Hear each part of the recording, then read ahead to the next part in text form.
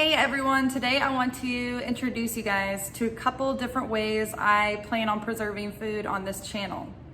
Now, when it comes to preserving food, there's a lot of different ways that you can do it. You just need to know how to do it in more ways than one. Right now, we're dealing with food shortages, we're dealing with rises in food costs, so there really isn't a better time for you to be trying to learn how to do these things so you can save yourself some money. I'm not going to be going into detail about every one of these approaches.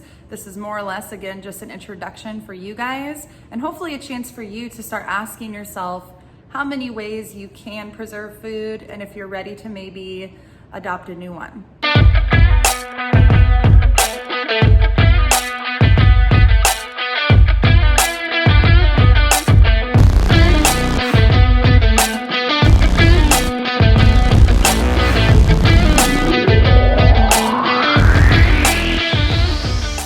When you first get into prepping, it's a really good idea for you to start getting a stockpile together. And that's typically done through buying extra things at the store, okay? But I think it's just as important for you to be investing in yourself and your skill sets by preserving food, even though you can go get a lot of this stuff fairly easily at the store. Does that make sense? Food preservation is also great because you can basically purchase food in bulk, any type of food you can think of, and store it in one of these methods to save yourself money. There's a lot of different ways that you can preserve food with basically no money. You just have to be clever about it. And that is why I'm going to start off by talking about some approaches to preserving that aren't going to cost you much money, because that's a good place to start. And even if you do have the money to invest in all the other appliances I talk about later, this is stuff that you can still be doing just to add on top. This is gravy on top, baby. You should still be doing this, okay? All right, let's get into it. So the first method of preservation I want to talk about might be surprising, but it's containers.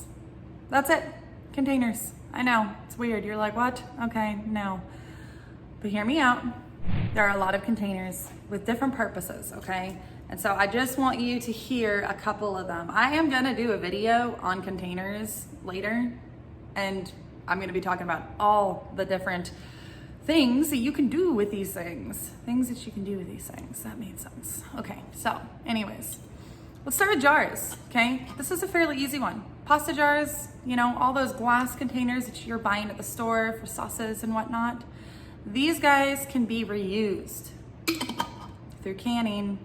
I know, here come the Nancys, right? Here's the thing.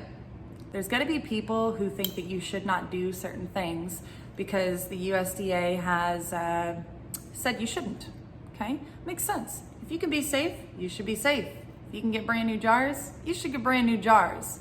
But if you can't, then should you not preserve any food at all because they're concerned that the tops might not seal? I don't know.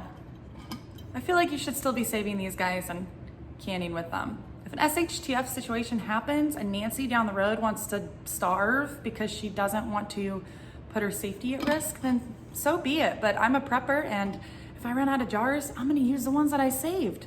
Sorry. These jars are great too because you can use these for other things. You can use them with oxygen absorbers for different types of dry foods. You can use them to store seeds in once you start gardening and put those in your freezer. So there's just a lot of uses, obviously, for these containers. The lids you want to make sure you check out. You're looking for that rubber looking rim. And then again, that kind of indented top, okay? So these types of lids you can use for water bath canning. Save them. If you can't afford jars, there you go. Just be safe, y'all. This is just a plastic bottle. I know, whoopty shit, it's super fancy. But these guys can be used for so much. If you're on a budget, you can be storing every one of your empty drink containers with just water. Again, every time I get one of these, I fill it up with water and throw it somewhere, out of sight, out of mind. I have it if I need it. I have other approaches that are better for drinking water, but I also am aware that you need water for a lot of things. If this costs me nothing and it does nothing, like the fact that I have it, why would I not at least save this somewhere, you know, and use it for bathing, my garden.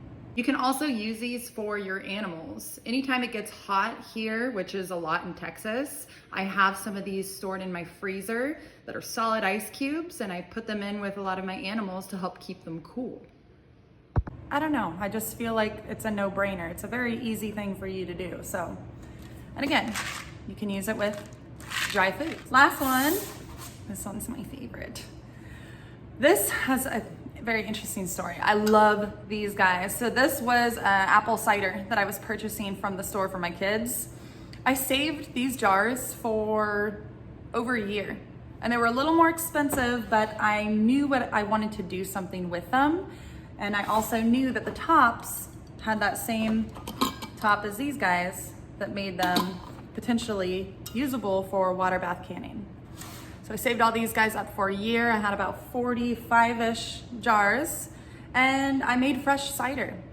I had apples on my property and I hated seeing them go to waste. And so I promised myself I was gonna make cider the following year.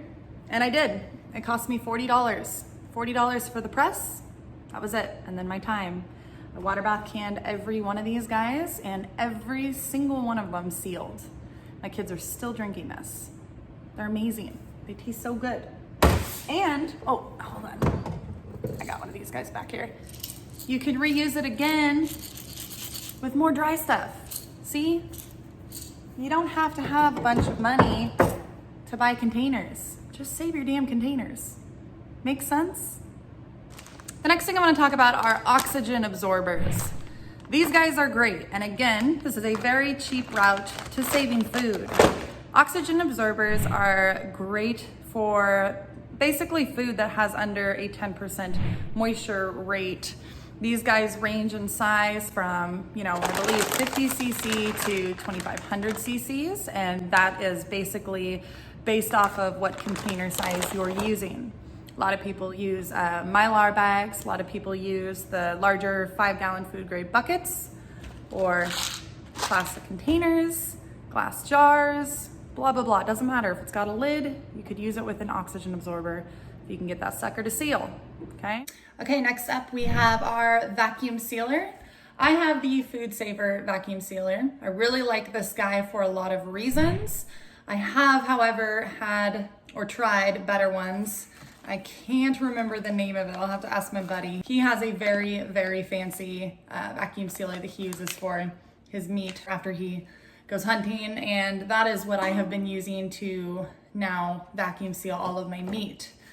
One thing, I don't know if it was maybe user error, but one thing I noticed was I didn't have a very good seal rate with this guy for the 25 chickens that I slaughtered last summer. Quite a few of those guys did get broken seal. Maybe it's because I had too much in my freezer, but ever since then, because I have access to a better one, I do use it. But this guy's still great for a lot of things, especially more of your short-term stuff. So, a food saver is going to make your food last longer.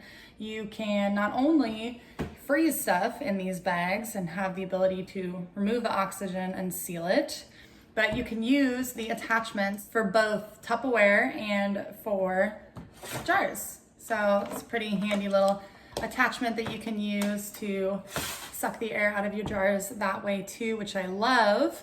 This also has a seal on the bottom, so not very many people might know this, but like if you've got a bag of chips, for instance, you could reseal the bag if you didn't eat them all, make it last longer. So a lot of random cool little things this guy does. Vacuum sealers are not just for food either. One thing that I use this for a lot is my bug out bag, for instance. I can waterproof all the things in there, and it also doubles as a space saver and an extra bag to store things in. Okay, next we have a dehydrator. And I have a very crappy example for you guys. This guy's got me through a lot, I will say that. But he takes a very, very long time to dehydrate food, and I'm ready for an upgrade. So when you guys see future videos of me doing dehydrating, I will not have this machine. There is really not any cons to dehydrating food. It's very hard to think of one besides maybe sometimes it can potentially change the flavor, or sorry, not the flavor, the texture. Okay, so that's really the only thing. And one of the biggest pros to dehydrating is you are saving a ton on storage. You can fit so much more food in one container, and it is portable. You can take it wherever you go. It doesn't have to be in a glass container, and most people don't anyways. They put it in Mylar bags, so dehydrating is so fantastic. Okay, last but certainly not least, we've got canning. This is debatably one of my favorite ways to preserve food, and there is so much that you can do with it. I will definitely be doing a separate video on introducing this because, as you can see, there's a lot here. But this is a fantastic way for you to be saving food, not just long term, but short term too. Purchasing food in bulk and canning it, whether that be meat and vegetables, or just canning bones from your dinner the night before. This is chicken broth that I made from dinner the night before. It's very great that how many things that you can save with these guys, and it tastes so good. Meat is always, in my opinion, tasting better when I've pressure cooked it, and you save a lot of money. We've got jam here, ketchup. Oh my gosh, I will be giving you guys my recipe for ketchup because it's so good, so good. With the pressure cooker, there are multiple types of pressure canners that you can get. I keep saying pressure cooker, sorry. Multiple types of pressure canners that you can get. This is a dial gauge one, which I love. There is a couple other types as well that I don't have as much experience with, so this will be the one I am using on my channel. And a water bath canner, really any old deep pot will do, but that will, everything that you guys see is going to cover you for this method. Everyone, I think, ties botulism to just canning when they don't, not everybody, but some people don't seem to understand that botulism is at risk with anything where you're removing the oxygen. So I think the big scary vibes that you get behind this should just be dropped out the door, because if anything, this is even more so safe because it potentially has been maybe one of the more popular ones for food preservation, and there's lots of books and recipes you can follow and follow them straight to a T that will have you being successful and doing it safely. Big thing here is to just be clean, follow good recipes, and never stop doing it, because you will see, you're gonna save a lot of money. It's amazing. I love canning so much. There are links below for you guys in the description of everything we talked about today for you to get if need be, and then you can meet me back here to learn a ton more about how to preserve your food. Thank you for watching this video, guys. I hope you made it all the way through. Sorry it was kind of long. Wasn't really expecting that, but lots to talk about. Thanks for watching, guys. Like and subscribe to this channel for more with Make Ready Missy.